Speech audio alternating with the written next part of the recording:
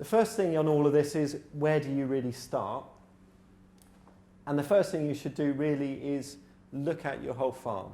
I mean, anything you do should be part of a whole farm strategy. So you should look at the energy you use, where you get it from. You should start looking at putting in efficiency measures.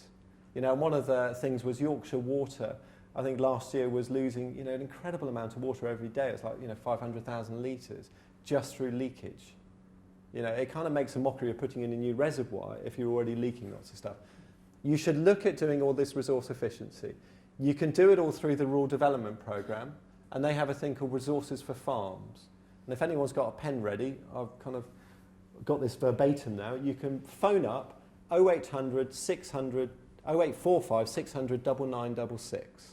Okay, and that will get you access to funding to get someone out who will come and help look at how your farm operates, how you use your energy, how you use your water. Okay, so you should consider that as your first. How do you save money? You can then go to the next stage, which would be, going back a slide or two, what kind of technology should you use? Okay, so that would be my starter for 10, is, and it's kind of patronising really, look at what you're already doing and making sure you haven't got any leaks.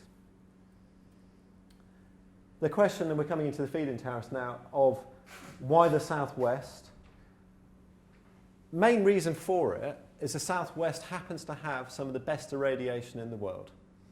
And it happens to be that we've actually got better irradiation than the West Indies. Check it out. It's just colder. Okay?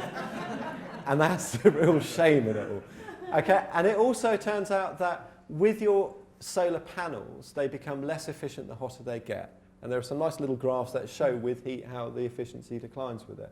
So actually, around the whole of the Southwest, we do very well. I can't remember if I've got another map of this. Well, this kind of shows it fairly clearly. You can see all the kind of bandings are different colours, and that shows the different temperature bands that you're going to get. Okay? And the amount of solar irradiation. So actually down in Cornwall and along this kind of south coasty bit, very good. And that tends to be where I've had most of my members contacting me about what's going on. And that's where all the developers are going. However, you also kind of look at it, it's still valid for a lot of the rest of the country. I was talking to another regional advisor who was saying, you know, she was up in the northwest and someone was looking to put photovoltaics up there. So it's still valid, you just haven't got as good a return on it. Okay. You then get this thing of, okay, so first off, you need to be probably in a good place in the country where you're going to get good sun.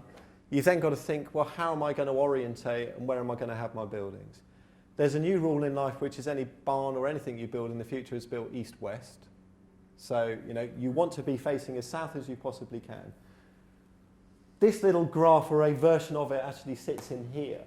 But what it shows, I can kind of show it, is if you are south and you are an inclination of 90 degrees, well, no, 0 degrees, you are going to get a 90% efficiency. Okay?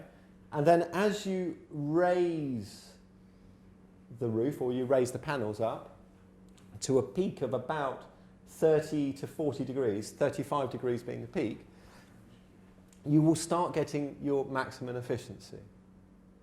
And one of the things you might kind of notice on it is, even though you are at maximum efficiency there, actually if you shift off to the sides a little bit, it doesn't make a huge amount of difference. So actually being exactly due south doesn't make a huge amount of difference. Okay? It will all depend on your situation. I think most farm barns and buildings are probably 10 degrees or so. So, you know, you wouldn't be looking to go for a majorly pitched up thing. So you will still get a good efficient system. Okay? But it's useful. You've got a very similar chart to this. You can actually go out, orientate all your buildings and go, okay, how efficient might I be? And when you get someone who comes out who comes to check all this for you, and this goes for every single technology, if you're going to get a feed-in tariff, you have to have someone who has MCS accreditation, which is Microgeneration Certificate Scheme accreditation. They will use this kind of thing and work it all out and create figures for you as to what your returns will be.